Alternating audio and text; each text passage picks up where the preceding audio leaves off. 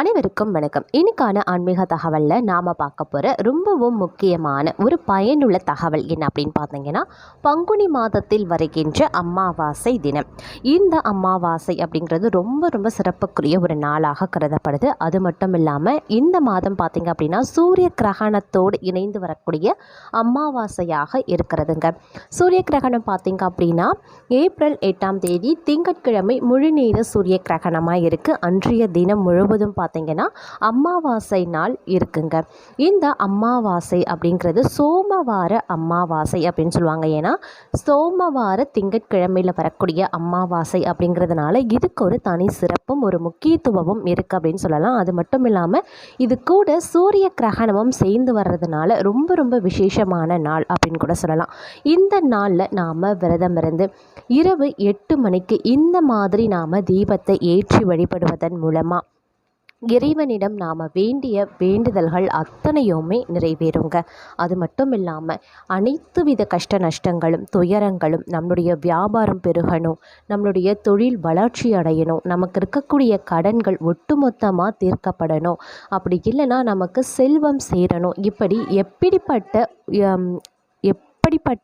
உங்களுடைய வேண்டுதல்கள் இருந்தாலும் கூட இந்த ஒரு தீபம் நீங்கள் ஏற்றுவதன் மூலமாக அனைத்துமே உங்களுக்கு கிடைக்கப்பெறும் அப்படின்னு கூட சொல்லலாம். இந்த தீபத்தை இந்த நாளில் நீங்கள் ஏற்றுவதனால முழு பலனை உங்களால் நிச்சயம் பெற முடியுங்க. ஏன் அப்படின்னு கேட்டிங்கன்னா, இது ரொம்ப ரொம்ப விசேஷமான நாள். இந்த மாதிரியான நாள் திரும்பவும் நமக்கு கிடைக்காது. அதாவது சோமவார திங்கட்கிழமையில் நடைபெறக்கூடிய இந்த சூரிய கிரகணத்துடன் சேர்ந்து வரக்கூடிய அமாவாசை தினம் அப்படிங்கிறதுனால இந்த நாளில் நாம் மறக்காமல் இந்த தீபத்தை ஏற்றுவதன் மூலமாக அதீத பலன்கள் நமக்கு கிடைக்கப்பெறும். சரி, இந்த மாதத்தில் இந்த தீபத்தை நாம் எப்படி ஏற்றுவது அப்படிங்கிறத குறித்த பல முக்கிய தகவலை தான் இன்றைக்கி பார்க்க போகிறோம். இந்த பதிவு உங்களுக்கு மிக பயனுள்ள விகிதத்தில் இருக்கும். ஸோ வீடியோவை ஸ்கிப் பண்ணாமல் கடைசி வரைக்கும் பாருங்கள். வீடியோக்குள்ளே போகிறதுக்கு முன்னாடி இது வரைக்கும் நீங்கள் நம்ம சேனலை சப்ஸ்கிரைப் பண்ணலைன்னா உடனே சப்ஸ்கிரைப் பண்ணிக்கோங்க. அப்படியே பக்கத்தில் இருக்கக்கூடிய நோட்டிஃபிகேஷனுக்கான பெல் பட்டனையும் ப்ரெஸ் பண்ணிக்கோங்க. சரி நேர்களே, வாங்க வீடியோக்குள்ளே போகலாம். பங்குனி அமாவாசை 2024 ஏப்ரல் மாதம் 8ஆம் தேதி வரக்கூடிய அமாவாசை பங்குனி அமாவாசை, அப்படி இல்லைன்னா சைத்திர அமாவாசை அப்படின்னு அழைக்கப்படுது. இந்த அமாவாசை தினத்தில் வேலை வியாபாரத்தில் முன்னேற்றம் இல்லாதவங்க உள்ளிட்ட அனைவருமே இந்த வழிபாட்டை செய்தீங்க அப்படின்னா அவர்களுக்கான அனைத்து வித பிரச்சனைகளும் நீங்கும் அப்படிங்கிறது ஐதீகங்க. கடவுள் நம்பிக்கை இருக்கிறவங்க மத்தியில் சைத்திர அமாவாசை மிகவும் முக்கியத்துவம் வாய்ந்ததாக கருதப்படுது. இது பூதாதி அப்படி இல்லைன்னா பூமாவதி அமாவாசை அப்படின்னு அழைக்கப்படுது. இந்த நாளில் கங்கை அப்படி இல்லைன்னா மற்ற புண்ணிய நதிகளில் நீராடினா அனைத்து பாவங்களும் நீங்கும் அப்படிங்கிறது ஐதீகம். இந்த நாளில் அன்னதானம் செய்கிறது மிகவும் முக்கியமானதுங்க. இதை செய்வதன் மூலமாக தொழிலில் முன்னேற்றம் மற்றும் வேலையில் சிறந்த வாய்ப்புகள் கிடைக்கப்பெறுவீங்க. இந்த முறை சைத்திர அமாவாசை ஏப்ரல் மாதம் 8ஆம் தேதி திங்கட்கிழமை வருகிறது. இந்த நாளில் 4 முறைகளை எடுத்துக்கொள்வது வாழ்க்கையில் செழிப்பையும் குடும்பத்தில் நேர்மறை ஆற்றலோட்டத்தையும் அதிகரிக்கும். அன்றைய நாளில் என்ன செய்ய வேண்டும் அப்படின்னு பார்த்தீங்கன்னா, திருமணமாகி நீண்ட நாட்களாகியும் குழந்தை பேருக்காக இயங்குறவங்க பங்குனி அமாவாசை அப்படி இல்லைன்னா சைத்திர அமாவாசை தினத்தில் அரச மரத்தின் வேருக்கு தண்ணீர், கருப்பட்டி, பால், பார்லி ஆகியவற்றை கலந்து கொடுக்கணும். அதன் பிறகு அவர்கள் அரச மரத்தை 7 முறை சுற்றி வர வேண்டும். மாலையில் அரச மரத்தின் கீழ் கடுகு எண்ணெய் தீபம் ஏற்ற வேண்டும். இதை செய்வதன் மூலமாக கண்டிப்பாக குழந்தை பாக்கியம் கிடைக்க அதிக அளவில் வாய்ப்பு இருக்குது. அதே மாதிரி நீங்கள் மங்கள தோஷ பாதிக்கப்பட்டிருக்கீங்க அப்படின்னா பௌமாவதி அமாவாசை அன்று மங்கள மந்திரத்தை ஓம் அப்படிங்கிற பிரணவ மந்திரத்தை நாம் 108 முறை உச்சரிக்கணும். இதனுடன் கஸ்தூரி மஞ்சள், வெல்லம், நெய், செம்பருப்பு, குங்குமம், பவளம், தங்கம், செம்பு பாத்திரங்கள் இவை அனைத்தையும் சிவப்பு நிற ஆடைகள் ஆகியவற்றை நாம் ஏழைகளுக்கு தானமாக வழங்கலாம். இந்த பரிகாரத்தை நாம் செய்வதன் மூலமாக வாழ்க்கையில் பார்த்திங்கன்னா மங்கள தோஷத்தில் இருந்து விடுதலை கிடைக்கும் அப்படிங்கிறது ஐதீகங்க. மற்றொரு விஷயம் என்ன அப்படின்னு பார்த்தீங்கன்னா, நிறைய முயற்சிகள் செய்தாலும் வேலை வியாபாரத்தில் சரியான முன்னேற்றம் கிடைக்காதவங்க சைத்திர அமாவாசை அன்று நடவடிக்கை எடுக்கலாம். இதற்காக சைத்திர அமாவாசை நாளில் ஹனுமானுக்கு புதிய சிவப்பு நிற அங்கியை அணிவித்து ராமரக்ஷ சூஸ்திரத்தை ஓத வேண்டும். இந்த நாளில் அரிசி, பால் மற்றும் வஸ்திர தானம் செய்கிறது மிகவும் புண்ணியமாக கருதப்படுது. இந்த பரிகாரத்தால் முன்னோர்களின் அதிருப்தி நீங்கி தடைபட்ட காரியங்கள் அனைத்துமே நிறைவேறும் அப்படிங்கிறது ஐதீகங்க.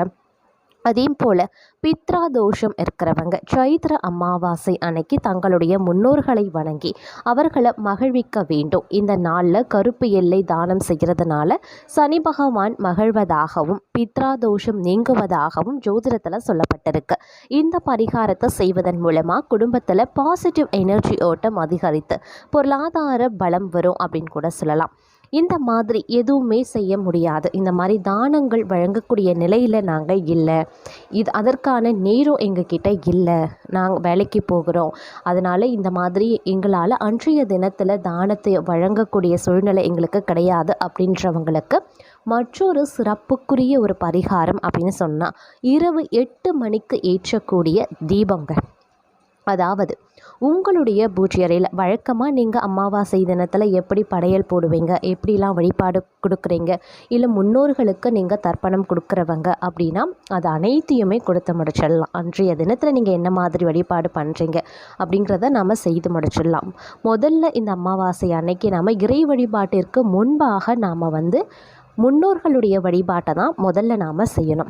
இப்படி முதல்ல நாம் முன்னோர்களுக்கான வழிபாட்டு முறைகளை முழுவதுமாக முடித்த பிறகு இரவு நேரம் 8 மணி மாதிரி நம்மளுடைய பூஜை அறையில் சுவாமி படங்கள் அத்தனையுமே நம்ம இறை வழிபாட்டிற்கு எப்படி அலங்காரம் பண்ணுவோமோ அந்த மாதிரியான அலங்காரங்கள் மஞ்சள் குங்குமம் வைத்து எல்லாத்தையுமே அழகாக செய்துட்டு நாம் என்ன பண்ண போகிறோம் அப்படின்னா பச்சரிசி எடுத்துக்கோங்க.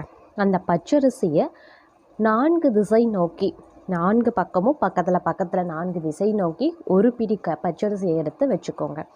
4 திசையை பார்த்தவாறு இருக்கணும். இந்த பச்சரிசி இந்த மாதிரியான நீங்கள் வைக்கக்கூடிய 4 திசை நோக்கி வைக்கக்கூடிய அந்த பச்சரிசி பூஜை ரூமில் வைக்கலாம். ஒரே இடத்துல 4 திசைக்கு ஏற்ற மாதிரி நீங்கள் வைக்கணும். பூஜை அறையில் வைக்கலாம், அப்படி இல்லையா ஹாலில் வைக்கலாம், இல்லை வெளியில் வராண்டாவில் வைக்கலாம். இந்த மாதிரி மொட்டை மாடியில் கூட நாம் இந்த பரிகாரத்தை மேற்கொள்ளலாம். உங்களுக்கு எது வசதியாக இருக்கிறதோ அந்த இடத்த தேர்வு செய்து அதில் இந்த படத்தில் காட்டியிருக்க மாதிரி 4 இடத்துல 4 திசையை நோக்கி நாம் என்ன பண்ணணும், பச்சரிசியை ஒரு கைப்பிடி வச்சு பரப்பிக்கணும். இதுக்கு மேலே நாம் ₹1 நாணயத்தை வைக்கணும். ₹1 நாணயத்தை வைத்ததுக்கு அப்புறமா அதன் மேலே நாம் ஒரு அகல் விளக்கு 4 திசையை நோக்கி ஒரு அகல் விளக்கு வைக்கலாம். அப்படி இல்லை அப்படிங்கிறவங்க கிழக்கு திசையை நோக்கி பார்த்தவாறு நாம் அகல் விளக்கு வைக்கலாம். அது உங்களுடைய விருப்பம்தான். ஒவ்வொரு திசையை நோக்கி நீங்கள் அகல் விளக்கு வச்சுக்கலாம். அப்படி இல்லையா ஒரே திசையை நோக்கி கிழக்கு திசையை நோக்கி நீங்கள் அகல் விளக்கு வச்சிடலாம். அகல் விளக்கு வைத்ததுக்கப்புறமா சுத்தமான பசும் நெய் நீங்கள் எடுத்து அந்த அகல் விளக்கில் போட்டுக்கோங்க. பசும் நெய் கிடைக்கல அப்படின்றவங்க நல்லெண்ணெய் கூட நீங்கள் பயன்படுத்திக்கலாம். நல்லெண்ணெய் பயன்படுத்தலாம், இல்லை விளக்கு ஏற்றக்கூடிய எண்ணெய்கள் பயன்படுத்தலாம். இதை விட ரொம்பவும் உங்களுக்கு அதிக பயன் தரணும் அப்படின்னா சுத்தமான பசும் நெய் எடுத்துக்கொள்ளுங்க. இந்த பசும் நெய்யோ இல்லை உங்களுக்கு எது கிடைக்கிதோ அந்த எண்ணெயையோ அந்த அகல் விளக்கில் போட்டுட்டு பஞ்சுத்திரியை போட்டுருங்க. பஞ்சுத்திரி போட்டதுக்கப்புறமா கிழக்கு நோக்கி நீங்கள் இந்த தீபத்தை ஏற்றுங்க. ஏற்றினதுக்கப்புறமா இதை 8 மணிக்கு நீங்கள் செய்யணும். இந்த தீபத்தை நீங்கள் 8 மணிக்கு செய்யணும். 8 மணிக்கு இந்த தீபத்தை ஏற்றினதுக்கப்புறமா உங்களுடைய பூஜை அறையில் வழக்கமான இறை வழிபாட்டை நீங்கள் மேற்கொள்ளலாம். பூஜை அறையில் விளக்கு ஏற்றி தீப தூப ஆராதனை காண்பித்து என்ன நைவேத்தியம் வைக்கிறீங்களோ அதை வைக்கலாம். இல்லை பழம், பால் எது வேணாலும் வச்சு நீங்கள் உங்களுடைய இறைவனை மனதார பிரார்த்தனை செய்து கொள்ளலாம். இப்படி நீங்கள் இந்த தீபத்தை ஏற்றி வைத்துவிட்டு இறைவனை நீங்கள் மனதார பிரார்த்தனை செய்து கொள்ளக்கூடிய பட்சத்தில் உங்களுக்கு அனைத்து வித நன்மைகளும் கிடைக்கப்பெறும். மறுநாள் காலையில் அந்த அகல் விளக்கை எடுத்து வச்சுக்கோங்க. அந்த ₹1 நாணயத்தை உங்களுடைய பணப்பெட்டி, பீரோ இல்லைன்னா உங்களுடைய பர்ஸில் வச்சுக்கலாம். அந்த அரிசி இருக்குது இல்லையா, பச்சரிசி, அந்த அரிசியை பறவைகளுக்கு நீங்கள் உணவாக கொடுத்துடுங்க. காகத்திற்கோ அல்லது வீட்டுக்கிட்ட வரக்கூடிய பறவைகளுக்கு நீங்கள் அந்த அரிசியை உணவாக கொடுத்துடுங்க. இப்படி செய்யக்கூடிய பட்சத்தில் உங்களுடைய வாழ்க்கையில் பார்த்தீங்கன்னா அனைத்துமே சுபக்ஷமாக இருக்கும். உங்களுடைய வேண்டுதல்கள் அனைத்துமே நிறைவேறும். இந்த பரிகாரம் அப்படிங்கிறது முழு பலன்களை உங்களுக்கு நிச்சயமாக தரும் அப்படிங்கிறதுல எந்தவித ஐயப்பாடும் கிடையாது. இந்த மாதிரி நீங்கள் செய்து உங்களுடைய நீண்ட நாள் ஆசைகள், உங்களுடைய கஷ்ட நஷ்டங்களை நீங்கள் நிறைவேற்றி கொள்ளலாம். இந்த பதிவு உங்களுக்கு மிக பயனுள்ள விகிதத்தில் இருந்திருக்கும்.